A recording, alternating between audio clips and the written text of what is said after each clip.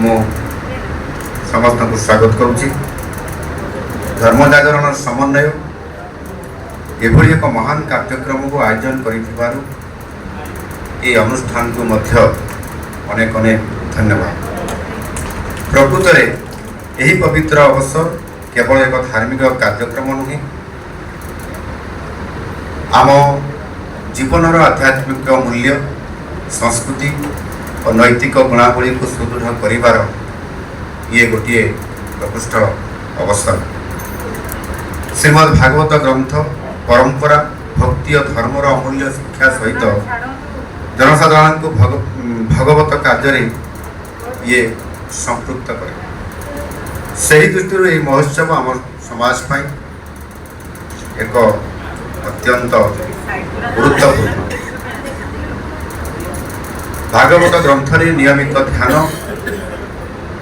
श्रवण पाठ और साधना माध्यम रे आमे निजर मनोबल, आत्मशक्ति और नैतिक जीवन को सुदृढ़ करिपारु। यह समाज रे सद्भाव शांति और मानविकतार भाव को शक्तिशाली करिଥାଏ। भारतीय संस्कृति रे महर्षि व्यासदेव कृत श्रीमद् भागवत एक विशिष्ट स्थान आज आम समाज रे अधिकार करुछि। सनातन परंपरा रे जिते सब पुराण अच्छी सबुठार महत्वपूर्ण होउछि श्रीमद् भागवत। एथिरे स्वयं नारायण लीला खेला विभिन्न नीति शिक्षा माध्यम रे समस्त कथा एथिरे वर्णित अछि। 18,000 श्लोक थिबा श्रीमद् भागवत जी को व्याख्या इते कम समय भितर कहवा संभव नुहे। एठी बाबा बड़िया महाशय मध्य एठी अछंती, से भी कहते जे अधिक जदि या उपरे आलोचना करिया पई पड़िबो ताहले आ गोटे समय नबा पई पड़िबो। मु मध्य तांको कथा को समर्थन करूछि एवं हमर कहूछि हमर धर्म जागरण समन्वय को यदि आम गोटे वाक्य कहवाई चेष्टा करवा ताहले मु कहवाई चाहूँगी ताहा हबो 5 गोटी मूल तत्व। ये 5 गोटी मूल तत्व बा मौलिक तत्व कौन? ईश्वर, जीव, प्रकृति, काल अर्थात समय एवं कर्म, यह नहीं विश्व आज संचालित। यही 5 गोटी मौलिक तत्व सचराचरंकर अंतर्निहित चैतन्य और वास्तुवादी दुनिया मध्य संपर्क को सूचेवा सह ताहार परिणाम को मध्य व्याख्या करिଥାଏ। सेहिथिपाई तो सनातन परंपरा रे जीवन दीप लिभिबा पूर्वर श्रीमद् भागवत शुणी शेष निश्चय त्याग करिबा ये प्रत्येक सनातनीर शेष इच्छा थाए। एवं निजे मध्य बाबा बड़िया महाशय एठी ये कथा को आपन सामने रखिले जे मो भागवत आरंभ रो मु ताकू आवृत्ति करुछि, भागवत उपरे चर्चा करुछि एवं शेष समय पर्यंत मध्य भागवतर ही मु शेष समय पर्यंत मु चर्चा रे रहिबि। एणु निश्चित भाव में यह ठार आ बड़ कौन कह श्रीमद् भागवत जी महात्म्य विषय। एणु निश्चित भाव में ये जो कथा आज आप सामने बाबा बड़िया महाशय उपस्थापना करिसेंती, ये निश्चित भाव कथा अकार्य कथा संपूर्ण सत्य। श्रीमद् भागवत जन और कर्म को सत्य मार्ग नहीं जाए, युवपीढ़ी को यही मार्ग नापी एक बलिष्ठ माध्यम।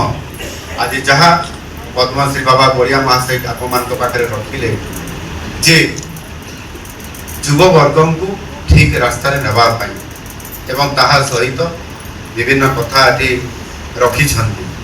निश्चित भाव में आज समान को ठीक रास्तार नापी गोटे ही मार्ग हो भागवत चर्चा, जो घरे घरे भागवत आउ गाँ गाँ रे भागवत टुंगी यही जो कथाटी आज कहुच्छी जो दिन आम कर से दिन आम युवक मान को ठीक रास्ता नहीं पारिबा एवं भल पुओटे एवं भल पुओ बहिटे निश्चित भाव में आम प्राप्त हो पारिबा। ये कथार सत्यता निश्चित भाव में अच्छी। एणु युवपीढ़ी को यही मार्ग में नापी ये जो बलिष्ठ मध्यम हूँ भागवत।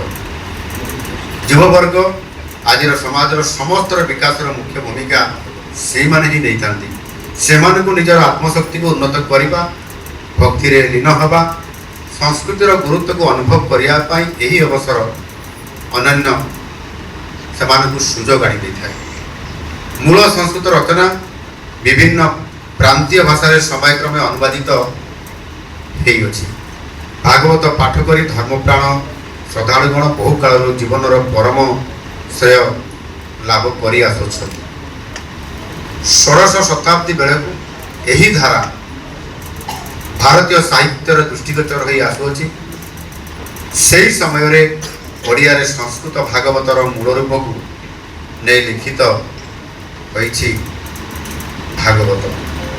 आध्यात्मिक साहित्य कृति मध्य यही भागवत ओडिया जीवन रे जनजीवन रे एक विशिष्ट स्थान श्रेष्ठ आसन जेपरी अधिकार करिछि सेहीपरि भागवतर रचयिता अति बड़ी जगन्नाथ दास पति ओडिया प्राण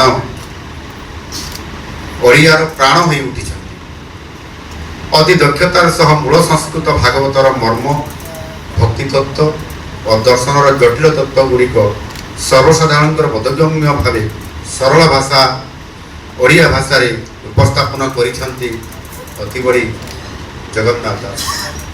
एठी बसिथिबा ज्ञानी गुणी व्यक्ति आपण माने समस्ते जानिथिबे निश्चय जे जो ओडिया भागवत आमे पढुचे ता संस्कृत भागवतर अक्षर को अनुवाद नुहे।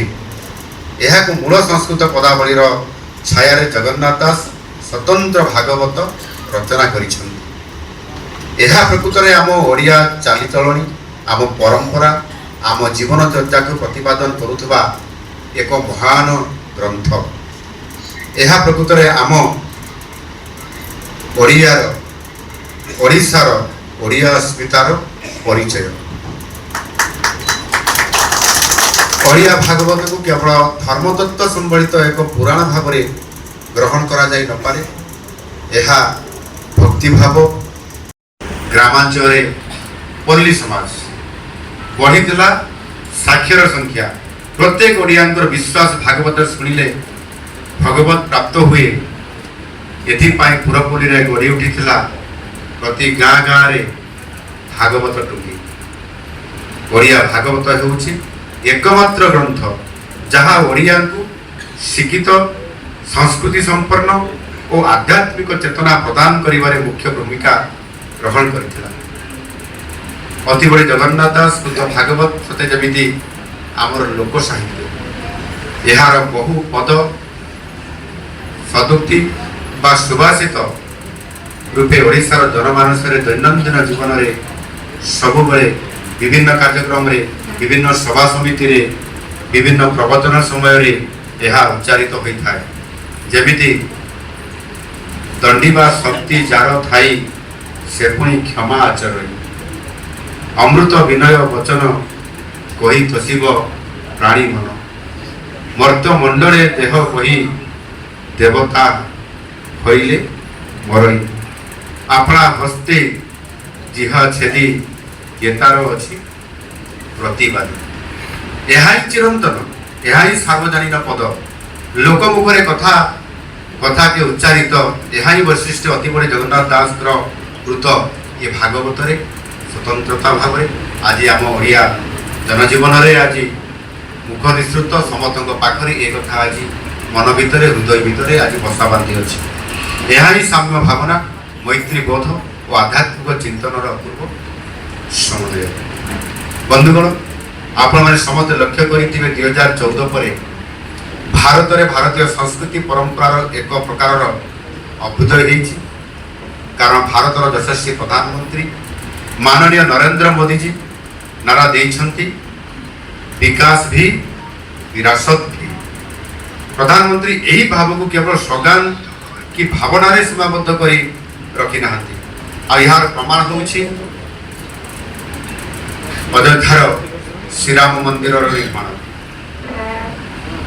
यार प्रमाण होउछि आज दिन रे प्रयाग रे महाकुंभ रे रेकर्डधारी 68 कोटी श्रद्धालुंकर आगमन।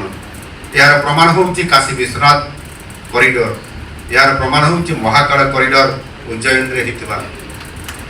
संक्षेप रे कहिले आज देश रे एक धर्मीय भावनार पुनर्जागृत होइछि एवं यार नेतृत्व नौछन्ति ये देशर युव समाज। यह अत्यंत शुभंकर। आज प्रत्येक हिंदू सगर्वे निजको सनातनी परिचय देवाई निजको आउ पछघुंचा दौना लुचिकी से रोना। आज से गर्व में कहूँ मु सनातनी, आज गर्व में कहूँ आम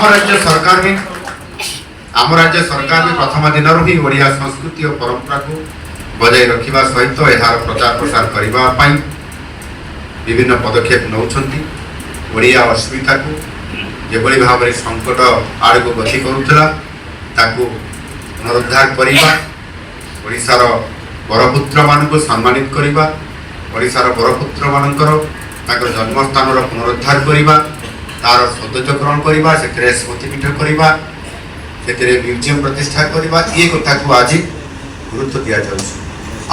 आम सरकार आसला 2024 मसीहा जून मास 12 तारीख पर से प्रथम दिन आम निष्पत्ति नहीं ओडिया अस्मितार कथा को नहीं जेभली भाव में श्रीमंदिर चारिद्वार को खोलिबा, कर्पस फंड गठन करवा, श्रीमंदिर परिचालना को सुचारू रूपे परिचालना करने एवं परवर्ती बजाय किभली भाव में रत्न भंडार खोलिबा एवं महाप्रभु आवश्यक किभली भाव में ताहार समस्त कार्यक्रम को हाथ को नेबा, ये काम को आसला आम सरकार प्रथम काम ही नहीं कर्पस फंड आम गठन करूँ। मंदिर चारिद्वार खोलिबा सहित विभिन्न किभली भाव में महाप्रभुंकर समस्त संस्कृति एवं समस्त कार्यक्रम को सुचारू रूपे सरकार निजे उपस्थिति रही संपन्न करने आज ताहा धीरे धीरे आम से एक परिवेश आड़ को से एक कार्यधारा आड़ को आमर सरकार संपूर्ण भाव में करने चाहते।